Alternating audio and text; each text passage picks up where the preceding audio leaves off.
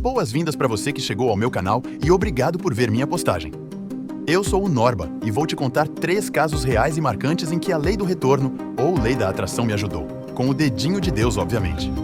E que ela funciona para o bem ou para o mal. Perceba que a lei do retorno existe e você verá a importância de ajudar ao próximo. Se você gosta de curiosidades, educação e outros temas, sempre com 3 abordagens, considere se inscrever no canal. Bora assistir? Primeira situação. Um misto de pavor, horror, pânico e medo. Mas com um final feliz. Em Piracicaba, São Paulo, há um ponto turístico tradicional beirando o rio, que é a Rua do Porto.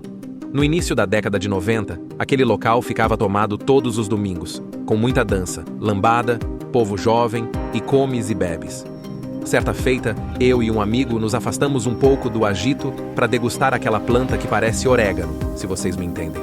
De repente, um rapaz que passava pediu para se juntar a nós e eu disse que sim.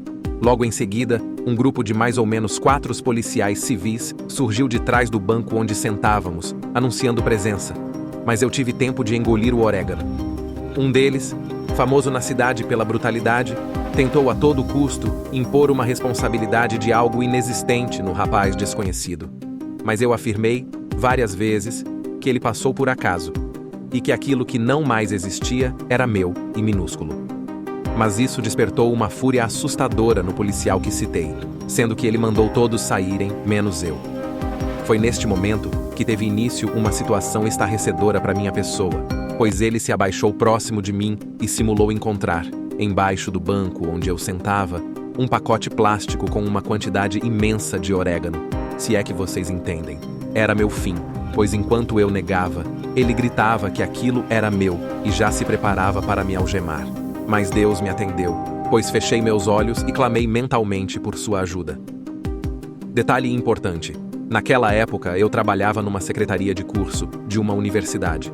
E não era minha obrigação, mas ajudava alunos vindos transferidos de outras cidades ou estados a montar seus horários de aulas, de forma que ficassem o mínimo possível com dias sem aulas, o que é conhecido como janelas. Retomando, eu dizia para aquele monstro que não era meu aquele orégano, e que eu trabalhava e estudava, fazia direito. Momento em que Deus me atendeu, pois olhei para um deles e pasmem. Era um aluno chegado recentemente em Piracicaba, vindo de uma faculdade de São Paulo, para o qual eu dediquei um bom tempo montando um horário de aulas quase sem janelas. Sem minha ajuda, ele não conseguiria montar. Automaticamente, eu olhei para ele e disse que ele me conhecia e sabia que eu era do bem. Completei lembrando do horário de aulas que montei para ele, pois ele me reconheceu, afirmou minha idoneidade e determinou minha liberação. O monstro ficou ainda mais furioso, guardou as algemas e me mandou correr, aproveitando para me dar um chute com bota-bico fino que acertou o centro de meu fio-fó. Dor insuportável, mas passageira. Só para constar, ao voltar para o agito descobri que o monstro queria prejudicar o rapaz que se juntara a nós, pois ele estava em liberdade fazia pouco tempo.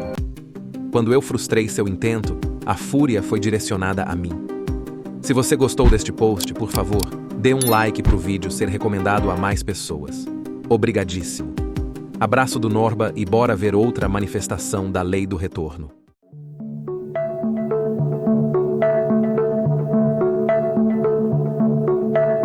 Segunda situação.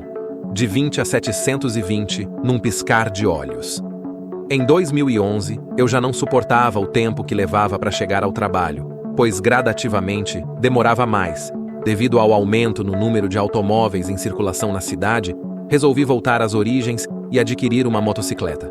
Fui até uma concessionária e me apaixonei por um determinado modelo de 300 cilindradas.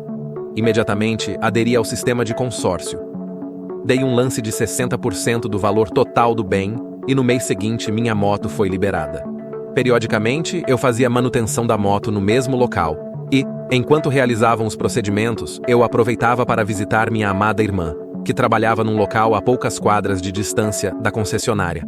O consórcio terminara havia algum tempo e, numa dessas visitas para ver minha irmã, voltava para buscar minha moto quando me deparei com um jovem em situação de rua, muito precário, e dormindo na calçada sobre um grosso pedaço de papelão.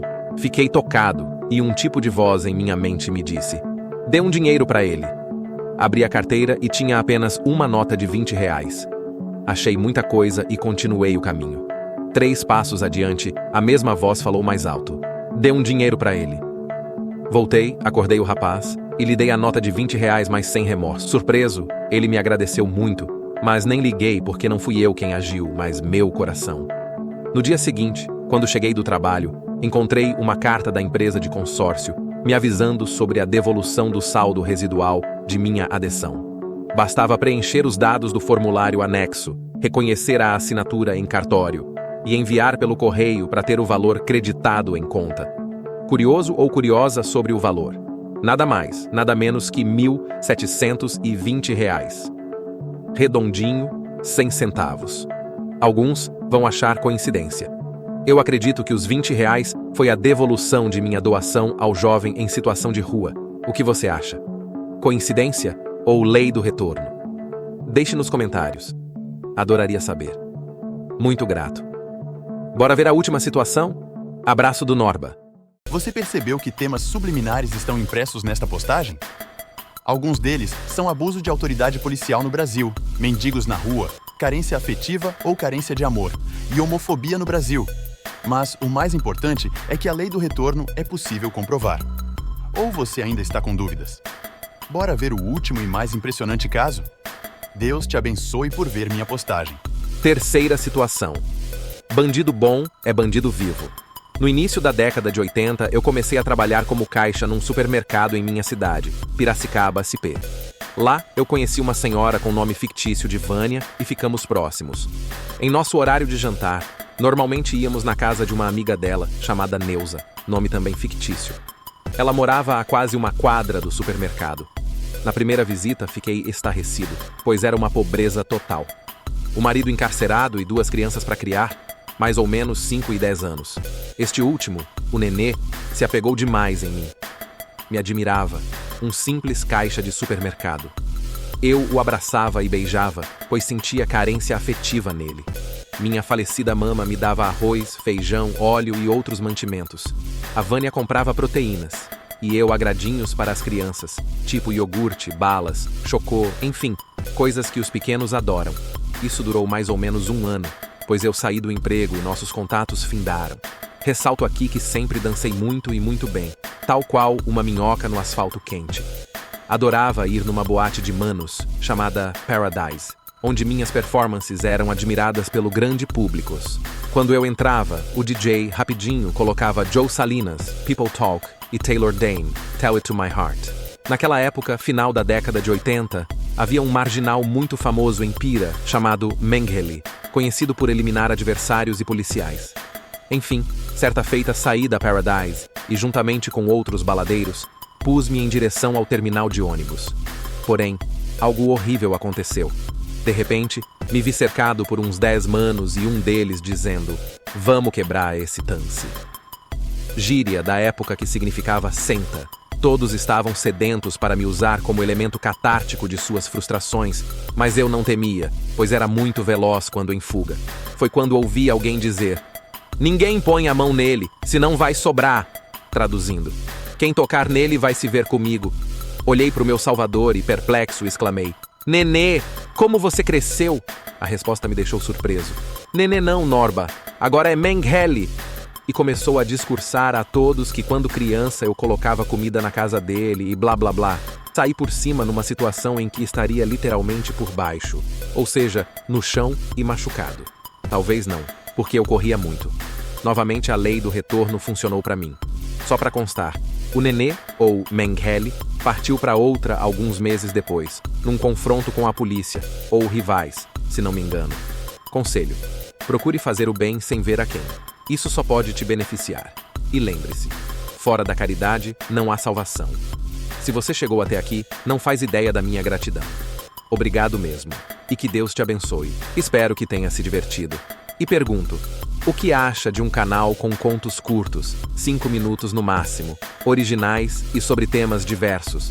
Romance, drama, terror, suspense, ficção, todos inéditos. Comente pra mim, por favor. Um abraço do Norba. Vazei.